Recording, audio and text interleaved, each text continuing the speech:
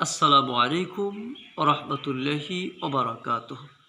প্রিয় ভাই বন্ধুগণ, মহান আল্লাহ তাআলা আমাদের অন্তরের বিষয় সম্পর্কে সূরা আল ইমরান ২৯ নম্বর আয়াতে বলেন, আউযু বিল্লাহি মিনাশ শাইতানির রাজীম। বিসমিল্লাহির রাহমানির রাহিম। قل إن تخفوا ما في صدوركم أو تبدوه يعلمه الله।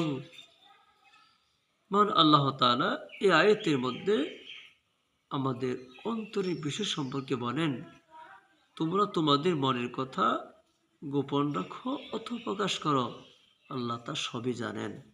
সুবহানাল্লাহি ওয়া বিহামদিহি। প্রিয় ভাই বন্ধুগণ, আল্লাহ তাআলা যে আমাদের সবাইকে আল্লাহর ভয় অন্তরে রেখে সকল প্রকার পাপ থেকে দূরে থাকার তৌফিক দান করেন। আল্লাহুম্মা আমিন। আসসালামু আলাইকুম ওয়া রাহমাতুল্লাহি ওয়া বারাকাতুহু। প্রিয় ভাই বন্ধুগণ, মহান আল্লাহ তাআলা আমাদের অন্তরের বিষয় সম্পর্কে সূরা আল ইমরান ২৯ নম্বর আয়াতে বলেন, আউযু বিল্লাহি মিনাশ শাইতানির রাজীম।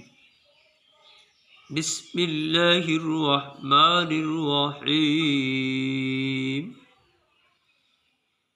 قل إن تخفوا ما في صدوركم أو تبدوه يعلمه الله।